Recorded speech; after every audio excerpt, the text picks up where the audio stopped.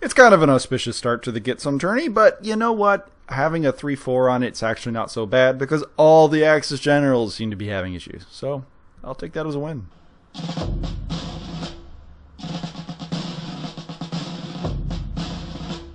We still have that 1900 points of SS infantry. It's good stuff. And coming up is a US tank list. Using a super Pershing, you know, because the tank's awesome. Why not? Even has the upgraded P-47s with the HVAR rockets. In this scenario, we're doing Hold the Line, which is kind of a favorite. I like it because it allows for wildly different force dispositions and still makes for an interesting game. As you can see here, my buddy has decided to go for a wide dispersal pattern in his setup. He is not going for a denied flank on one side or the other, which is probably appropriate, but since we're going on the short edges of the board, it doesn't have as much room to potentially do any kind of shenanigans in terms of movement like that. He takes his Recce move and begins threatening the artillery pieces on the northern side of the board, which is just outside of camera shot. He also gets his air support, which he will throughout this entire game, almost every turn, and he manages to bag one artillery piece with it. He does get up close and fresh with the infantry out there in the open, but they're dug in, so it's all kosher. He hammers them down with all kinds of fire, but you know, we're fearless, so everything's great. We pop our ambush, our first ambush, because we can't let that gaggle of infantry and the Shermans right behind it actually go in there and do anything. So we're very careful to put everything right behind the hedge. We're not going to be up on the hedge roll because we don't want to be shot. It's kind of tricksy.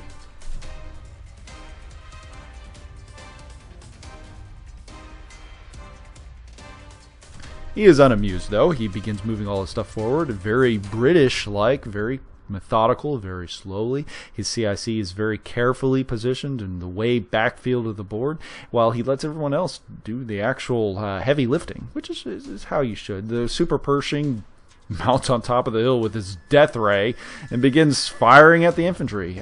He's going to try to light up as many of them as he can. He needs more heavy guns on them to try to thin out the amount of infantry out there, because again, all the German units, even the infantry, have all kinds of Panzerfaust. There's just so many Panzerfausts. And in this case, also some Panzerschrecks.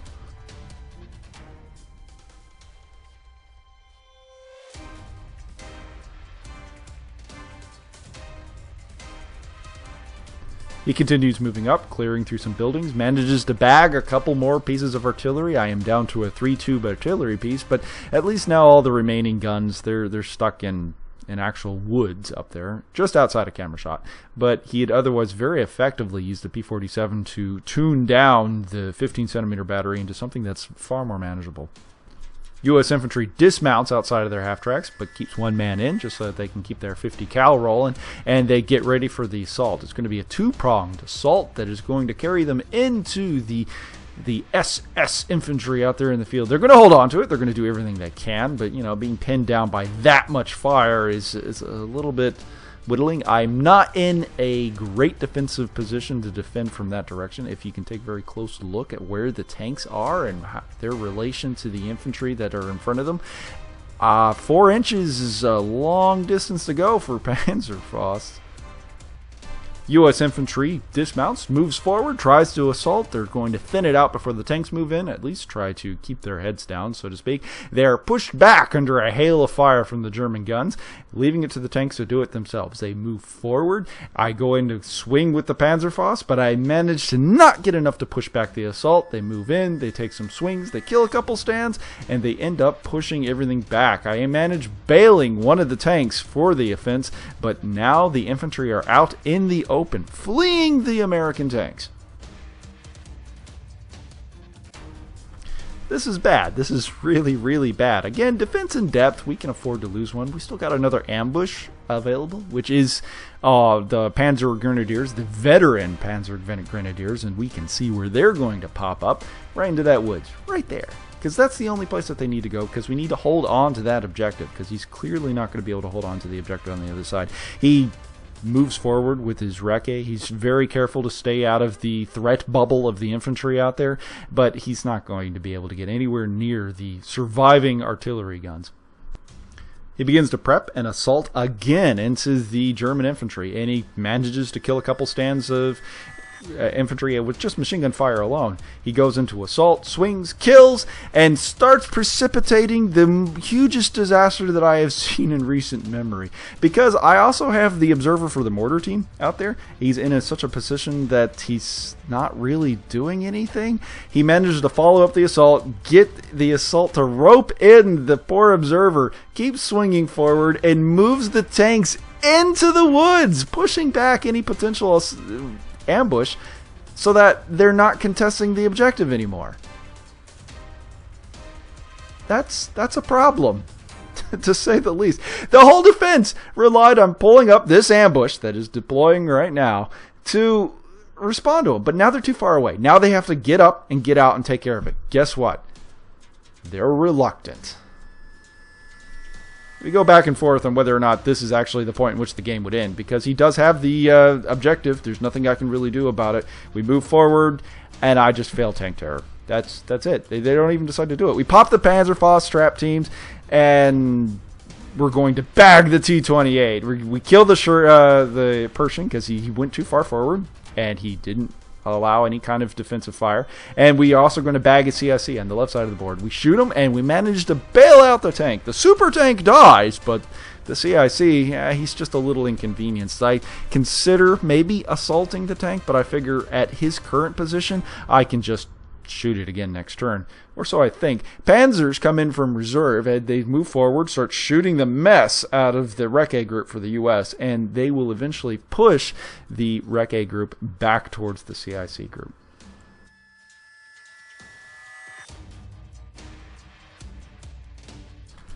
Now that pushback is actually really important because it changes dramatically what the Panzerfaust team is capable of doing, because now they got to deal with a couple bits of infantry that couldn't move forward into the town, and now they got tanks. So it would have been just 3 machine gun dice. Now it's way more.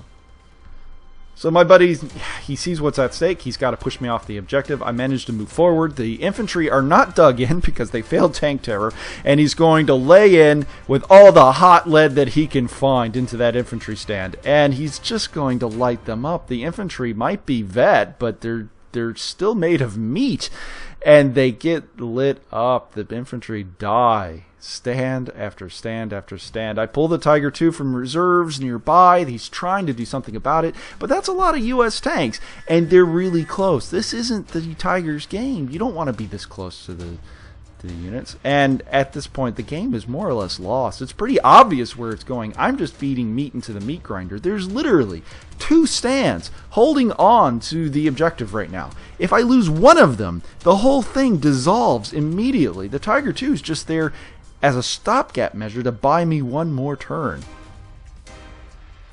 But I'm not particularly content with just letting the artillery do what little damage it can. I'm going to let the infantry get up and out. We're going to move out into the town and take on the U.S. infantry that is infesting the Bavarian ruins that are in front of us. And it ends up being a fruitful exercise. I was really reluctant to do that because, I mean, it's just an infantry assault. It's almost unsupported. But he didn't have a whole lot of covering fire in this particular instance. They weren't pushed back under defensive fire, and I was able to kill quite a bit of U.S. infantry. Not enough, though. The U.S. infantry are huge. I've never paid close attention to it. I don't generally play against U.S., but their platoons are really durable. In this case, I killed like 6 stands, but it's not even a morale check.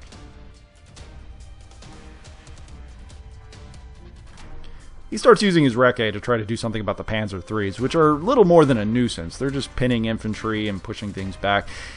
And he decides to do some Drift Tito to try to get his Stuart behind, to try to get some sort of flank shot. And okay, that's fine. He even kind of gestures to see the exact point in which you do it. It was fun. So he moves the tank behind there, and he's going to take a shot, miss, and he's going to get the just reward for that. He's going to try to Rec A again away when the Panzer III's turned around to shoot, and he's not going to be as lucky as the Jeep counterparts that he's with. Firefight in the town ends up being very fortuitous, as the infantry is capable of supporting and laying down a hellstorm of fire against the American infantry that are out in the open, giving the Panzer Grenadiers just a little bit of a reprieve, but it's not much. The Sherman tanks are still in great position, and they're flanking the Tiger. It's just a matter of time.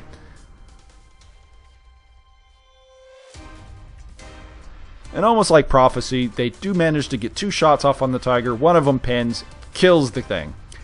Poor Tiger 2. He never had a chance. Just leave him alone. He did murder the ever-living hell out of one command stand for the infantry. It was the only one that he could see before he died, and he machine-gunned the ever-living hell out of it. Good game, Tiger Bro. Good game.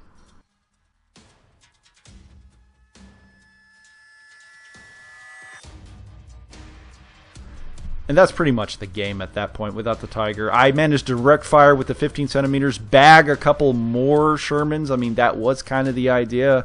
I figured that the artillery guns could probably support the Tiger II when it inevitably got shot, but it just wasn't enough. He puts a few more shots into the infantry breaks and routes, puts more shots into the Luftwaffe anti-aircraft battery that I was feeding into the meat grinder, kills them too. Game is called right there for him. It's a 5-2 victory for the U.S. It was almost a 4-3. It was just a thread. It's just a little different. It would have been a 4-3. Easy. Well, that's been an Ouchies Batrep, and thanks for watching. It took you 7 minutes. Shot up across the street, huh? Yeah. Think twice about that. Use their dead bodies to build like a body fort. Yeah, that's it. Here, put your gun in. Get Carl, he's fat. We're going to pay the church.